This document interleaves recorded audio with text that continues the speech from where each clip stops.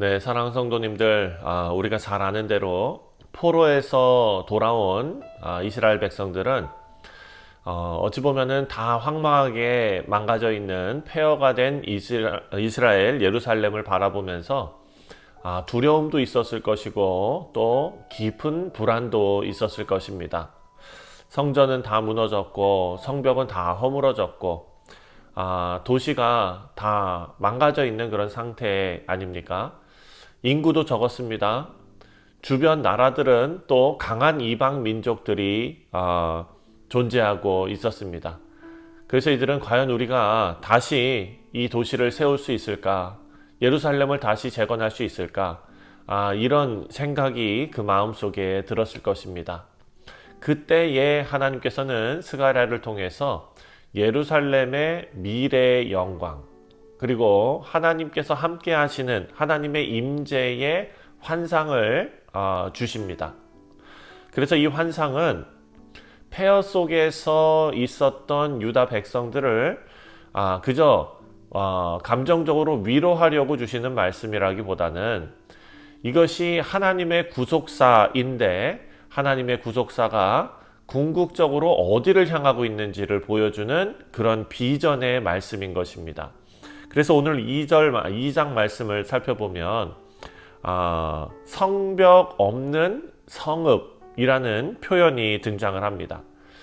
당시에 성벽이 없는 도시는 무방비 상태의 도시였죠. 그러면은 외부의 적이 쳐들어왔을 때 공격 앞에서 아무것도 할 수 없는 불안정한 그런 곳일 것입니다. 하지만 하나님께서 이렇게 말씀하십니다. 4절 말씀에 이르되 너는 달려가서 그 소년에게 말하여 이르기를 예루살렘은 그 가운데 사람과 가축이 많으므로 성곽 없는 성읍이 될 것이라 하라. 성곽 없는 성읍이 될 것이라 하라.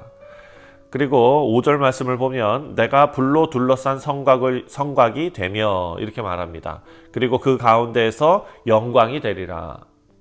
자, 당시의 불안한 현실을 어찌 보면은 하나님께서 정면으로 뒤집어 엎어버리시는 약속의 말씀을 주시는 것입니다. 인간의 힘으로 지어진 성벽이 아니라 하나님께서 함께 하시는 것, 하나님의 임재 자체가 성벽이 되고 보호가 되겠다라는 말씀입니다. 이것보다 더 든든한 말씀이 어디 있습니까? 사랑하는 성도님들, 이 말씀은 우리에게도 질문을 던집니다. 우리 삶을 지키는 성벽은 무엇인가? 나를 지키는 소원, 나를 지키는 안전, 어디에 근거하고 있는가? 사랑하는 성도님들, 하나님께서 우리의 성벽이 되심을 믿으시기 바랍니다. 이제 첫 번째로 1절부터 5절까지의 내용을 보면 이스가랴는 환상 가운데 측량줄을 든 사람을 보게 됩니다. 측량줄을 잡은 사람. 예루살렘의 길이와 너비를 재려고 하는데 해석하는 천사가 이렇게 말합니다. 뭐라고 말하느냐? 예루살렘은 성곽 없는 성읍이 될 것이니 내가 불로 둘러싼 성곽이 되고 그 가운데 영광이 되겠다라고 말씀합니다. 사랑하는 성도님들, 지금 시대는 그렇진 않지만 고대 사회에서는 이 성벽이 도시의 생명선입니다. 지켜주는 방패 같은 역할을 하는 것입니다. 근데 하나님께서 두 가지 메시지를 주시는 거예요. 하나님의 축복에 대해서 말씀하시면서 예루살렘은 성벽이 감당할 수 없을 만큼 번성할 것이다 라는 약속입니다. 이것은 하나님의 은혜로 회복된 그 은혜의 공동체가 누릴 수 있는 영적인 풍성함을 의미하고 있는 거죠. 그리고 두 번째로는 하나님께서 불로 둘러싼 성곽이 된다라는 표현을 통해서 우리가 연상할 수 있는 것은 하나님께서 이스라엘 백성들을 인도하실 때 구름 기둥과 불 기둥으로 인도하셨습니다. 하나님의 임재로 지키십니다. 그 백성을 하나님의 임재로 지키셨습니다. 자, 광야에서는 하나님의 백성 곁에 계시면서 직접 그들을 보호하셨고 또 스가랴의 환상은 이런 보호 장치가 다시 예루살렘에 임할 것이다 라는 것을 알려주고 있습니다.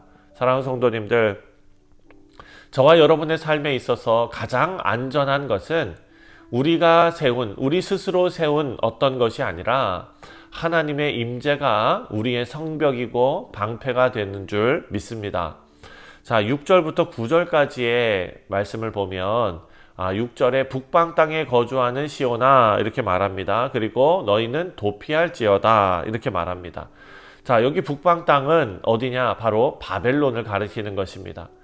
당시 많은 유대인들이 여전히 포로에서 돌아오지 않고 바벨론의 생활에 안주하고 있었던 그런 상황입니다.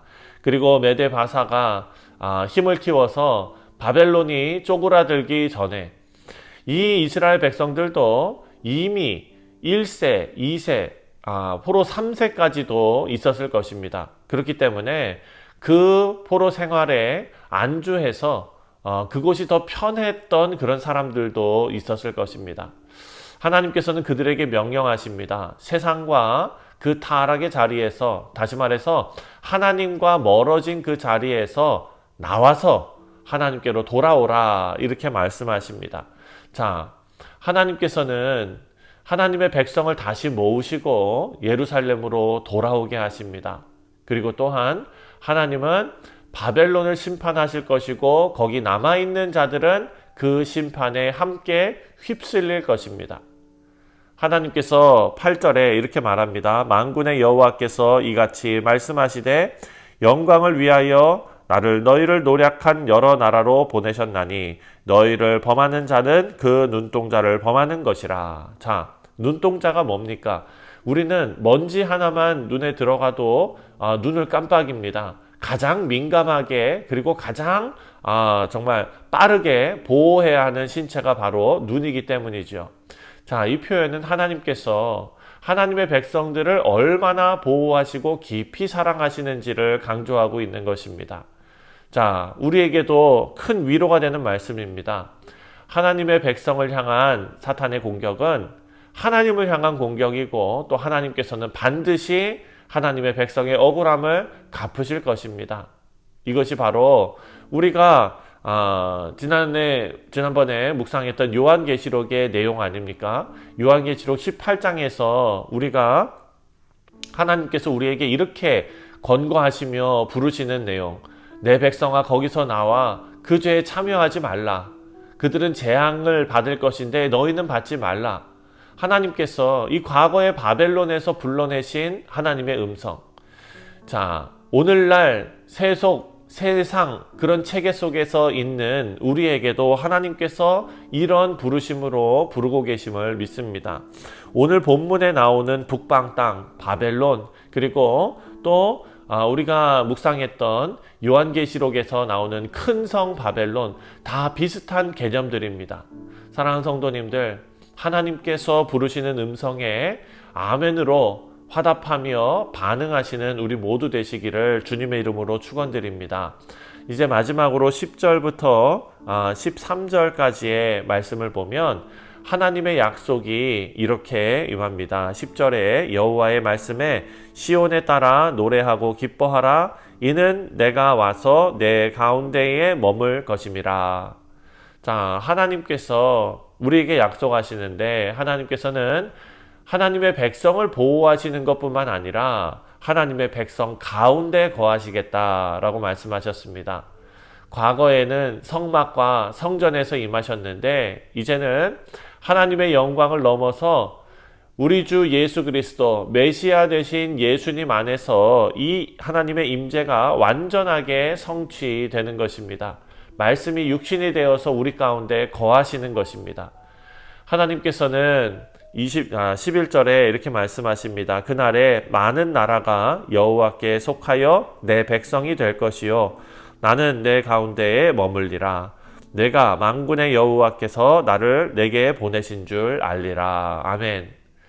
모든 민족이 하나님의 백성이 되는 구속사의 완성을 지금 예고하고 있는 것입니다. 우리가 요한계시록 말씀에서도 각 나라와 족속과 백성과 방언에서 아무도 능히 셀 수 없는 큰 무리가 나선다라는 것을 우리가 살펴보았습니다. 보좌 앞에 서서 하나님을 찬양하는 장면이지요. 그래서 마지막 13절에 이렇게 말합니다. 모든 육체가 여호와 앞에서 잠잠할 것은 여호와께서 그의 거룩한 처소에서 일어나심이니라 하라 하더라. 아멘.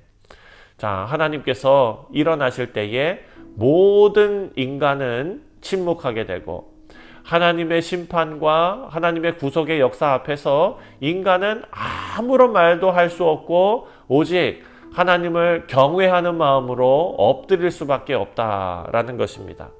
사랑하는 성도님들, 오늘 말씀을 통해서 우리가 세 가지를 생각했습니다. 첫 번째는 하나님의 임재가 우리의 성벽이다라는 사실입니다.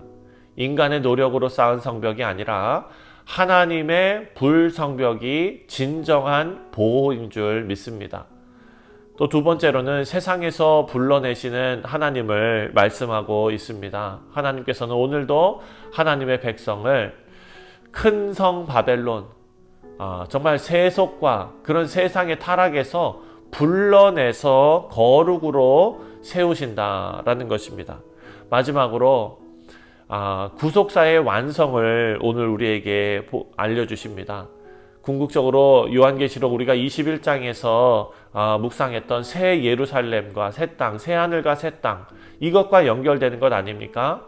하나님의 임재가 온전히 회복되고 모든 나라가 하나님께 속하게 되는 종말적인 비전을 우리에게 보여주고 있습니다.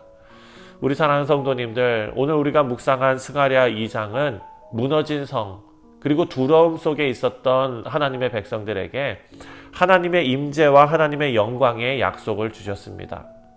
사랑하는 성도님들, 내가 임하여 너희 가운데 거하리라. 이 약속을 오늘 아침에 우리도 붙들고 두려움을 걷어내시고 하나님께서 친히 지키시고 거하시는 은혜의 삶을 누리시기를 주님의 이름으로 축원드립니다. 기도하겠습니다.